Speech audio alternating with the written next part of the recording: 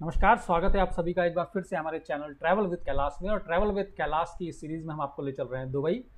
अपने शहर से सबसे पहले ऑटो पकड़ कर हम चल पड़ेंगे अपने नियरेस्ट मेट्रो स्टेशन बाटा मेट्रो की तरफ, और वहाँ से पकड़ेंगे दिल्ली के लिए मेट्रो आईजीआई एयरपोर्ट के लिए। और इस तरह से जर्नी हमारी कंटिन्यू रहेगी इस सीरीज़ में टुवार्ड्स दुबई की तरफ। जर्नी स्टार्ट हो चुकी है दुबई की और पहुंच चुके हैं टुवार्ड्स आईजीआई एयरपोर्ट।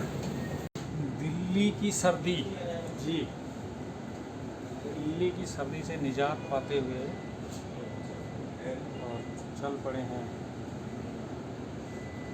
उम्मीद है थोड़ा सा मौसम बढ़िया मिलेगा। अभी फ़िलहाल T1 से T3 की तरफ प्रस्थान करते हुए तो मेट्रो ने हमें उतार दिया है T1 पर, और टर्मिनल 1 से अब हमें जाना है टर्मिनल 3, जो कि एक 20 से 25 मिनट की राइड होने वाली है। यहाँ से हमने बस ले ली है T1 से और टर्मिनल 3 तक। चूँकि हमारी ये पहली इंटरनेशनल सोलो ट्रिप है, तो काफ़ी रिसर्च किया इस पर। और जैसा कि एयरलाइंस में मोनोपोली है, जैसे ही आप रिटर्न एयरफेयर के साथ में डालते हैं तो देखते हैं कि प्राइस जो है सीधा 40 से 45 हज़ार रुपये टिकट का प्राइस हो रखा था। तो काफ़ी एक हफ्ते तक रिसर्च करने के बाद, और यहाँ तक कि फेसबुक के और वैसे भी कई ट्रैवल एजेंटों से क्वेरी लेने के बाद में जब कोई ढंग की डील नहीं मिली, तो हमें लगा कि अब इनको जो है ये होशियारी कर रहे हैं तो थोड़ी बहुत अपनी होशियारी करो। तो इस तरह से हमने अपनी जाने की फ़्लाइट की एतिहाद से और वापसी की फ़्लाइट की स्पाइस जेट से अलग अलग बिल्कुल, और थोड़ा सा डेस्टिनेशन चेंज कर दिया। डेस्टिनेशन इन द सेंस कि हमने डायरेक्ट दुबई की फ़्लाइट लेने की बजाय वहाँ से हमने अबू धाबी की ले ली, जो कि अबू धाबी से 2 घंटे का रास्ता है। तो अब हमारी जो हमें एतिहाद की हमने ली दुबई की है, तो फ़्लाइट हमें लैंड कराएगी अबू धाबी पर, और अबू धाबी से एतिहाद की एक दूसरी सर्विस वाया बस, जो बाद में समझ आया। मुझे लगा कि फ़्लाइट पहले अबू धाबी लैंड करेगी और फिर दुबई उड़ेगी, लेकिन ऐसा नहीं है। वो उसका फाइनल डिपार्चर है अबू धाबी, और वहाँ से ही एतिहाद की आपकी एक बस जो है आपको दुबई लेके जाएगी। तो इस तरह से उनकी मोनोपोली को तोड़ते हुए हमने ये टिकट बुक की। और अब हम यहाँ से जो कि बस में जा रहे हैं, बस को जीजा साला चला रहे हैं जी, दिल्ली की डीटीसी बस है, और दोनों एक दूसरे की बहन महतारी कर रहे हैं। आप देख सकते हैं सामने दोनों ड्राइवर चला रहे हैं और साले जी उनके बगल में ही बैठे हैं। तो और ऑलमोस्ट बस खाली ही है, तो दोनों एक दूसरे की बहन महतारी करते हुए जा रहे हैं T3 के टर्मिनल पर, जहाँ से हमारी ये पहली इंटरनेशनल ट्रिप स्टार्ट होने वाली है। तो पहुंच चुके हैं T3 एयरपोर्ट पे, T3 के डिपार्चर पे। अब यहाँ से हमें अपना सबसे पहले सिक्योरिटी चेक इन कराना है एयरपोर्ट में एंटर करने के लिए, और उसके बाद बोर्डिंग पास लेना है। तो after just passing the first security check from here, now अब हम एयरपोर्ट के अंदर हैं, और यहाँ से आप अपनी आगे की जर्नी के लिए सामने जो बोर्ड लगा हुआ है जानकारी ले सकते हैं उड़ान की। इससे पहले आपको सबसे अपने काउंटर पे जाना पड़ेगा जो आपकी फ़्लाइट है। और फ़िलहाल दिल्ली एयरपोर्ट का ये हाल है, बिल्कुल रेलवे स्टेशन बना हुआ है। बस फ़र्क इतना है कि थोड़ा यहाँ रेलवे स्टेशन से थोड़ा साफ़ सफाई ज़्यादा है, देख सकते हैं। अदरवाइज़ यात्रियों की भरमार वही है जी। चलिए अपने नेक्स्ट कदम की ओर चलते हैं, जिसमें कि अब हम बोर्डिंग पास की तरफ चलेंगे। ये एक नई वो है व्यवस्था कि ज़रूरी नहीं है आप 8 से 10 घंटे पहले एयरपोर्ट पहुंच जाएं। कुछ एयरलाइंसों को जिनको कि मालूम है कि हमारी फ़्लाइट कितने बजे चलनी है, वो एक स्पेसिफिक टाइम पे आपका काउंटर खुलेगा। जैसे कि मेरी फ़्लाइट 4 बजे की है, तो मुझे बताया गया है कि एतिहाद का काउंटर सवेरे के रात के 12 बजे खुलेगा। तो before the this time you can wait just outside the boarding pass area. After that, when you will get your boarding pass, you can enter the on your next destination, which is the layer 2 security check. तो अभी पहुंच चुके हैं एतिहाद के counter पर, जो कि 12 बजे खुलेगा। और इस तरह आप देख सकते हैं कि पूरे एयरपोर्ट पे लुफ्तांसा से लेके और एतिहाद, एयर इंडिया सबके अपने अपने काउंटर हैं, जहाँ पे कि बोर्डिंग पास का प्रोसेस किया जा रहा है। चूँकि अभी हमारे पास 1 घंटा है और 12 बजे ही जो गेट खुलेगा एतिहाद का, तो चलिए तब तक एयरपोर्ट ही घूमा जाए। ये उनके लिए है जो पहली बार आ रहे हैं। जैसे ही आप एयरपोर्ट पे एंटर करेंगे, आपको सामने फ़्लाइट चेक इन इन्फॉर्मेशन का एक डिजिटल डिस्प्ले बोर्ड दिखाई देगा, जिसमें कि रैंडमली मतलब सीक्वेंसली फ़्लाइट करंट टाइमिंग से और आने वाली फ़्लाइटों का टाइम लिखा होगा। तो आप अपने टाइम के अनुसार फ़्लाइट को देख सकते हैं। और यहाँ पे हमारी 4:35 की फ़्लाइट एतिहाद की जो है, जिसका चेक इन 12 बजे शुरू होगा, उसका डिस्प्ले आ चुका है। और रो जिसे कहते हैं पंक्ति, उसमें उसको के राइट हैंड कॉर्नर में सबसे ऊपर आप देख सकते हैं दिखा दिया है। तस्वीर देखकर आपको अंदाज़ा लग गया होगा कि हम T3 के डिपार्चर पे हैं इस टाइम। हाथी और हाथी का बच्चा, जी, हाथी घोड़ा पालकी और जय कन्हैया लाल। तो जो गेट आप देख रहे हैं, ए से लेके B, A B, after that C D, इनमें से 4 गेट जो हैं वो डोमेस्टिक एयरलाइंस के लिए हैं, and after that international flights के लिए हैं, जो कि LMN तक जाते हैं। तो अच्छे से आपको इसको आप ध्यान से देखेंगे तो आपको पता लग जाएगा कि मेरे लेफ़्ट हैंड कॉर्नर पर जो है वो फ़्लाइट डिपार्ट हो चुकी हैं और किसका चेक इन क्लोज़ हो चुका है और किसकी बोर्डिंग आरंभ हो चुकी है। जी, कौन प्रस्थान कर चुकी है। चूँकि हम डिपार्ट पे हैं तो यहाँ से सभी जाने वालों की सूचना मिल रही है। ठीक इसी तरह का बोर्ड अराइवल पे भी होगा, जहाँ पे कि फ़्लाइट के बारे में सूचना रहती है कि कौन पहुँच गई है, कौन डिले है। और हमारी जो कि 4:35 पे EY2111 आबू धाबी एतिहाद की है, तो के काउंटर पर उसकी जो है बोर्डिंग शुरू होगी, या फिर चेक इन जिसे कहें आप, शुरू होगा। इस तरह से सुबह मॉर्निंग में 8:50 तक जाने वाली फ़्लाइटों के बारे में इसमें बोर्ड में बताया गया है। और एक चीज़ जो 5:35 पे चली गई है, प्रस्थान कर चुकी है, उसके बारे में भी बोर्ड में डिस्प्ले है। I don't know what the logic behind this, क्योंकि अभी समय हो रहा है रात के 10 बजे और फ़्लाइट को गए हुए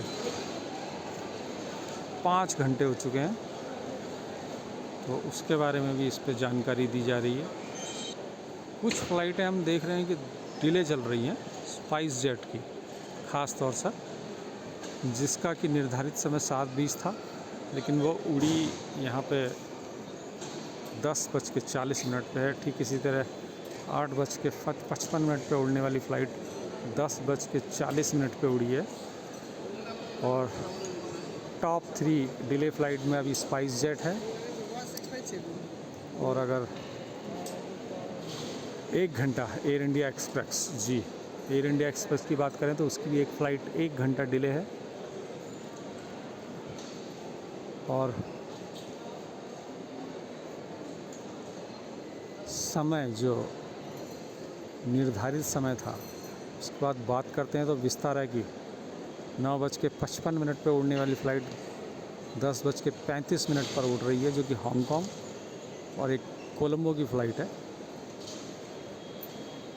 तो डिले फ़्लाइट की लिस्ट में अगर बात करें तो अभी तक मुझे इंडियन एयरलाइंसों के ही नाम टॉप पे आए हैं, अभी तक ऐसी कोई दिखाई नहीं दी। अब जी ये चेक इन शुरू होने वाला है आबू धाबी की फ़्लाइट का। कि जानकारी के लिए बता दूं कि इंटरनेशनल फ़्लाइट में डिजी यात्रा का कोई मतलब नहीं है। डिजी यात्रा सिर्फ डोमेस्टिक फ़्लाइट में एप्लीकेबल है। इंटरनेशनल में डिजी यात्रा से आपको कोई लेना देना नहीं है। ये है हमारा boarding pass area and after that ये हमारा मेन सिक्योरिटी एरिया है।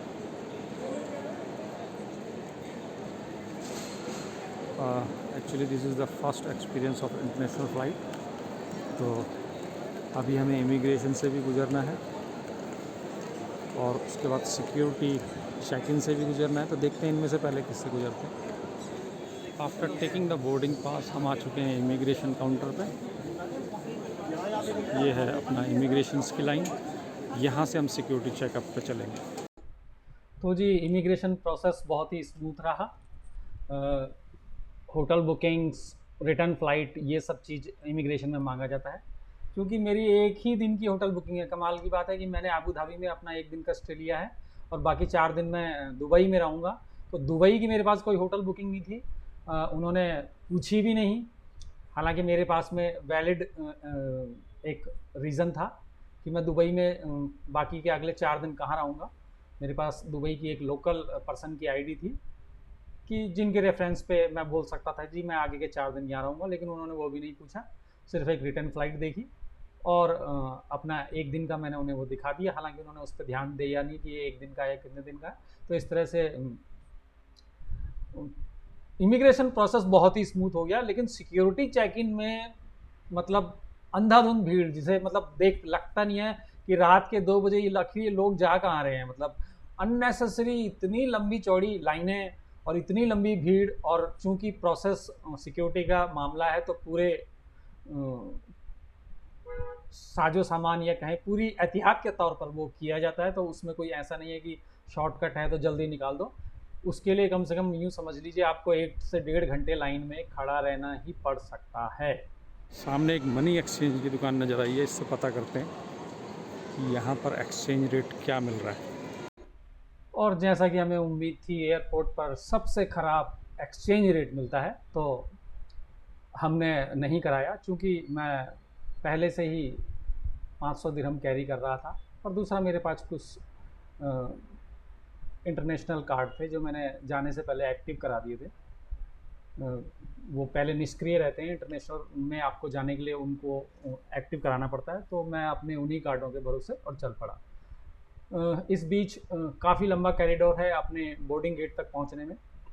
और चूंकि अभी हमारे पास टाइम भी काफ़ी है, ऑलमोस्ट 1-2 घंटे हैं, उसके बाद ही शायद 4:30 की फ़्लाइट है, तो वो 4 बजे तक बोर्डिंग बंद कर देते हैं, यानी उससे पहले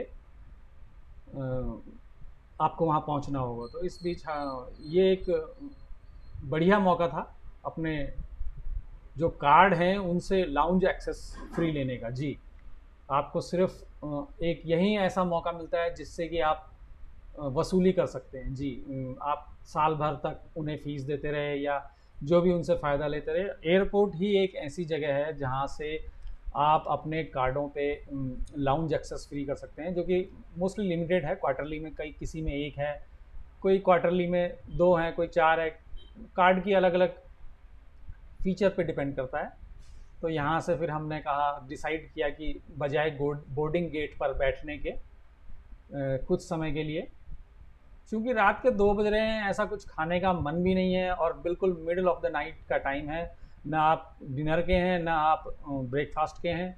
हालांकि फ़्लाइट में ब्रेकफास्ट बुक है मेरी एतिहाद की फ़्लाइट में। तो फिर भी लगा कि चलो पहली इंटरनेशनल ट्रिप है, क्यों ना एक बार लाउंज एक्सेस लिया जाए। पर इस बीच एक अनहोनी होते होते बच गई। बोर्डिंग पास जेब से कहीं गिर गया। कमाल की बात यह है कि जिस भी नियरेस्ट पूछताछ केंद्र पे मैं गया, अपना नाम बताया तो मेरा बोर्डिंग पास उन्हीं के पास अवेलेबल था। तो इस तरह से वो बोर्डिंग पास मिला। तो बोर्डिंग पास और अपने क्रेडिट कार्ड को दिखाकर ही आपको लाउंज एक्सेस मिल सकता है। हालांकि टाइम काफ़ी था, इस वजह से वो हम बोर्डिंग पास मिल गया और फिर हमने लाउंज एक्सेस लिया।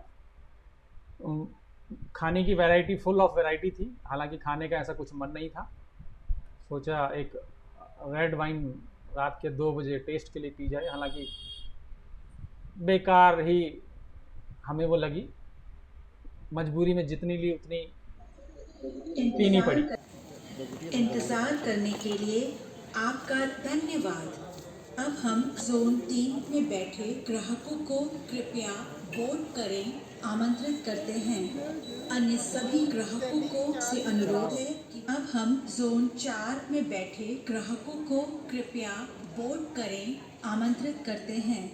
अन्य सभी ग्राहकों को से अनुरोध है कि वे कुछ समय के लिए बैठे रहें। कृपया। और इस तरह अंतिम बोर्डिंग पास और अपना पासपोर्ट दिखाने के बाद अब हम चल पड़े हैं एरो ब्रिज की तरफ। एरो ब्रिज आपको बता दें एक ब्रिज होता है जो जहाज़ को और एयरपोर्ट के एरिया को आपस में कनेक्ट करता है, जो कि मूवेबल होता है। एक बार जब यात्री इस एरो ब्रिज से जहाज़ में प्रवेश कर जाएंगे तो इसे हटा लिया जाता है और उसके बाद मतलब ऑलमोस्ट 20 से 25 मिनट पहले जो है फ़्लाइट के वो गेट बंद हो जाते हैं, फ़्लाइट को फाइनली डिपार्ट करने से पहले। और अब मुझे इसका मालूम नहीं कि ये मैंने विंडो सीट ली थी या ये मुझे मिल गई।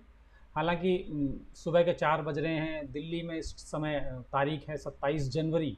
जी, कल 26 जनवरी रात से हम घर से निकले हुए हैं और बाहर कोहरा जो है बिल्कुल अपने चरम सीमा पर।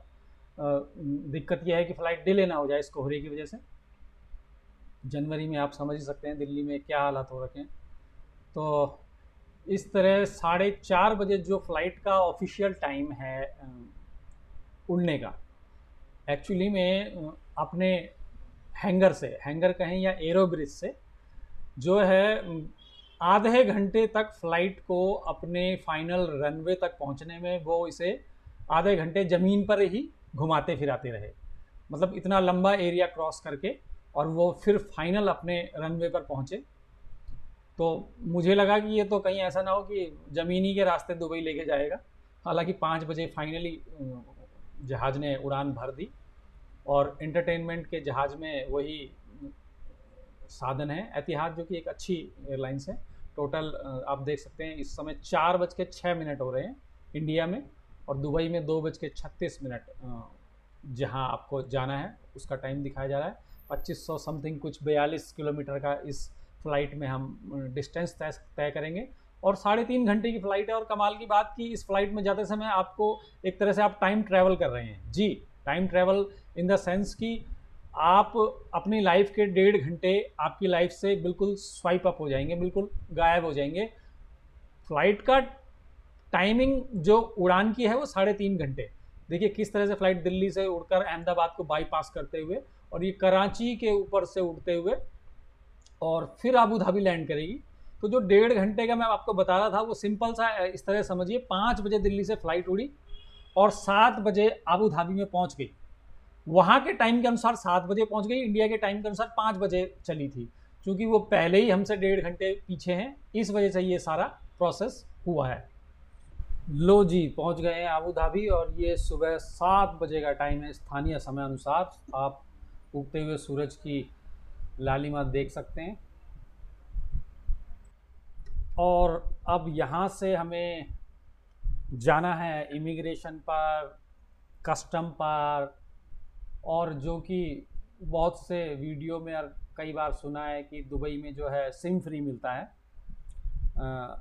अब हालांकि हम अबू धाबी उतरे हैं, दुबई नहीं उतरे हैं, तो देखते हैं यहाँ पे क्या प्रोसेस है। हालांकि मैं 1 हफ्ते का अपना इंटरनेशनल रोमिंग अपने एयरटेल में चालू करा के आया हूँ लेकिन फिर भी वो एक लिमिटेड जीबी डाटा है और लिमिटेड प्लान है, तो कोशिश करेंगे लोकल सिम लेने की। तो जैसा बताया गया है कि भाई दुबई में एमिरेट्स का वर्चस्व है और इधर आबू धाबी में अपनी एतिसलात एयरलाइंस जो इनकी है उसका एक तरह से कहें कि अपना पूरा एरिया कहें या वर्चस्व है। काफ़ी लंबा चौड़ा एयरपोर्ट है, तकरीबन इमिग्रेशन तक जाने में ही जो है कम से कम 15 से 20 मिनट लगे हमारे को, और ये काफ़ी लंबा कॉरिडोर। तो इसी बीच हम वो जो मैंने कहा कि एतिसलात का काउंटर भी ढूंढ रहे थे हम कि फ्री सिम किसी तरह मिल सके। दूसरी चीज़ जो मैंने आपको बताई कि हमारी यहाँ से टिकट अबू धाबी तक की है, तो हालांकि प्लेन ने हमारे को यहाँ पे डीबोर्ड कर दिया है और यही प्लेन का फाइनल स्टॉप है। इसके बाद आपको उनकी ही बस लेके जाएगी दुबई। और जैसा कि अपने इंडिया में होता है, मैंने यहाँ मतलब बाहर भी देखा, इंडिया में भी आपने कई जगह देखा होगा कि एक एलिवेटेड रोड जो बीच में बना हुआ है और इंस्ट्रक्शन ये होती है कि भाई पैदल चलना है आपको तो आप दाएं या बाएं कहीं भी चल सकते हैं जिनको पैदल चलना है, और ये काफ़ी चरणों में है। उसमें भी आपने देखा होगा कुछ मेट्रो स्टेशन पे एक मेट्रो स्टेशन से दूसरे मेट्रो स्टेशन के बीच में जो इंटरलिंकिंग है वो इन्हीं एलिवेटेड रोड के जरिए की गई है, क्योंकि डिस्टेंस कई बार 1-1 किलोमीटर तक का है, तो बीच में ऐसे एलिवेटेड बना दिए गए हैं कि आप सिर्फ खड़े रहिए और वो चलते रहेंगे। लेकिन इंडिया में भी इंडिया के ही लोग हैं, और इंडिया में ये मैंने बाहर भी देखा कि एलिवेटेड पे भी चलने वाली एक प्रजाति पाई जाती है। आपने देखा होगा कि कई बार एलिवेटेड सीढ़ियाँ हैं या एलिवेटेड रोड है। अब ये देखिए मैडम एलिवेटेड उस पर चल रही हैं, हालांकि इन्हें पैदल चलना था तो ये अगल बगल भी जा सकती थी, लेकिन नहीं, इन्हें एलिवेटेड पे भी चलना है और पैदल भी चलना है। तो मेरी समझ से बाहर है कि ऐसा करके स्पीड डबल हो जाती है या क्या हो जाता है। खैर छोड़िए, जैसा मैंने बताया कि हर जगह मिलते हैं। तो पहला दुबई में एक्सपीरियंस ये कि भैया बगैर सिंगों वाले आदमी आपको हर कहीं मिल सकते हैं। तो अपने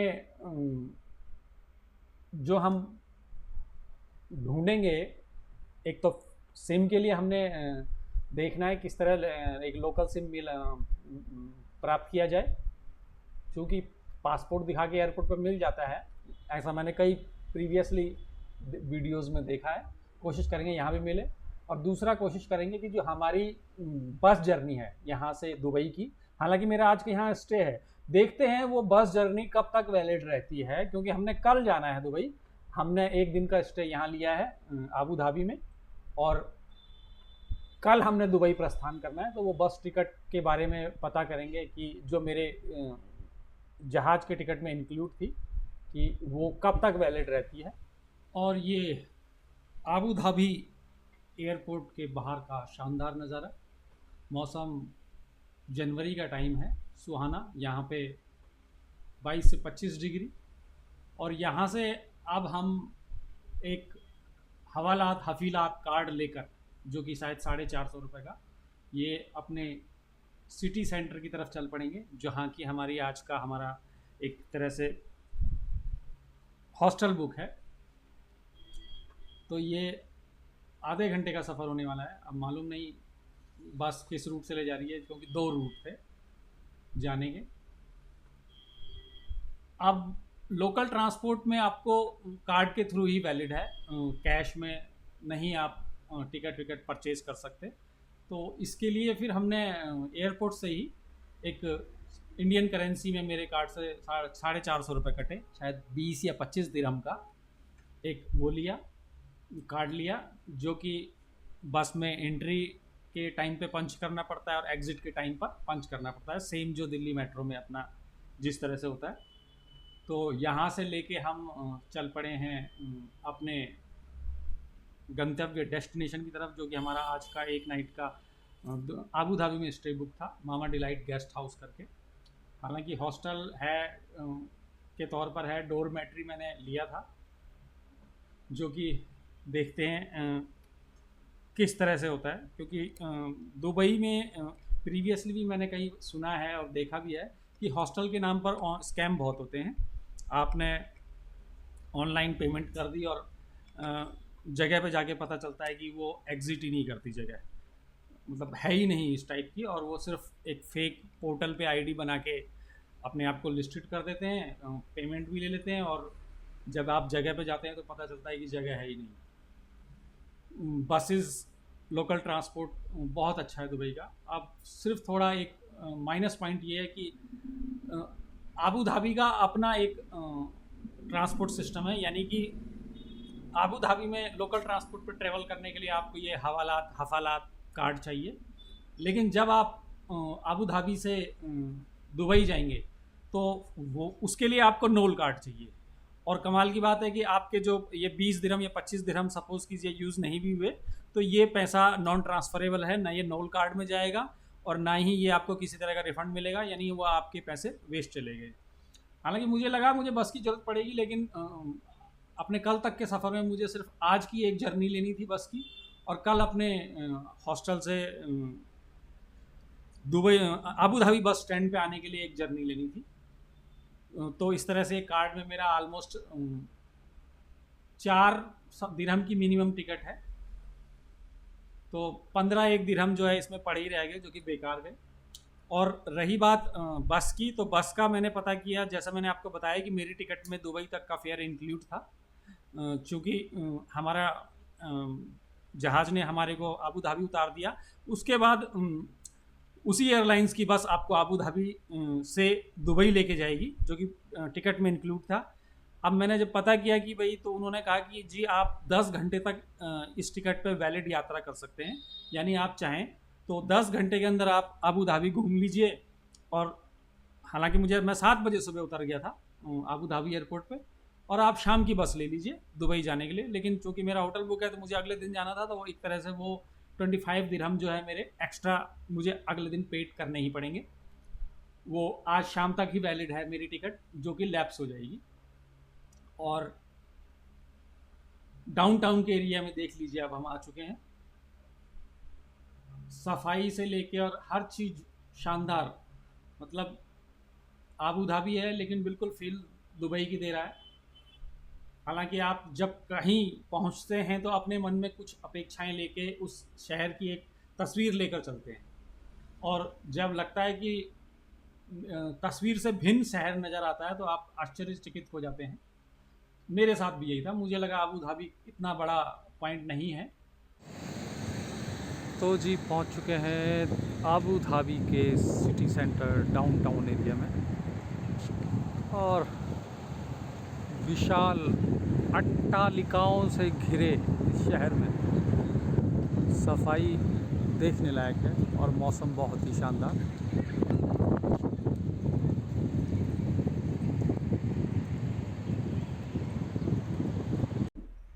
तो जी काफ़ी जद्दोजहद के बाद पहुंच गए हैं अपने रूम पर। जी हाँ, अंदेशा था कि एक डॉर्मेट्री होगी, लेकिन चूंकि मैं एक सिंगल क्लाइंट था तो उन्होंने मुझे एक रूम प्रोवाइड करा दिया। जी बहुत छोटा सा रूम है, लेकिन हालांकि अकेले हैं तो सफिशिएंट है, क्योंकि रूम हमें सिर्फ रात को एक रात के लिए ही चाहिए। और अपना रूम में, क्योंकि पूरी रात सफ़र में थे, रेस्ट करने के बाद शाम को हम चल दिए आबू धाबी की बीच लाइन को देखने। और ये जो आइकॉनिक तस्वीर आप देख पा रहे होंगे आबू धाबी की, अब वैसे तो इसे रेक्सॉस मरीना आबू धाबी करके कुछ ये जगह है। हालांकि जहाँ हम खड़े थे जिस बीच के पास में, वहाँ से काफ़ी दूर था, तो हम सिर्फ यहीं लोकल पे टहलते रहे। जाने का मन नहीं किया, क्योंकि दुबई में जो जैसे मैंने बताया, ये चूँकि मेरे होटल के नज़दीकी था तो ये पैदल पैदल मैं चला गया। अदरवाइज़ फिर आपको वही लोकल ट्रांसपोर्ट पकड़ के और जो भी और भी साइड सीन है उन्हें देखने के लिए जाना पड़ता। क्योंकि हमारे पास एक ही दिन था, अगले दिन हमने दुबई जाना था, तो हमने अपनी शाम यहीं बिताई और काफ़ी अच्छी जगह थी।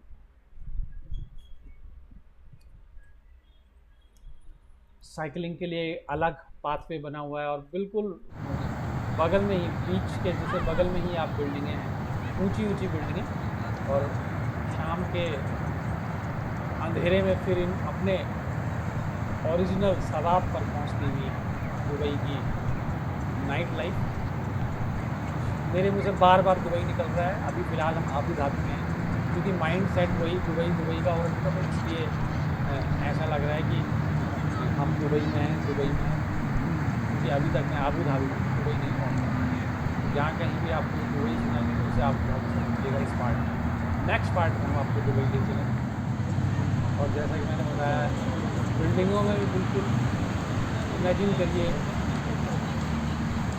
ग्राफिक्स चल रहे हैं।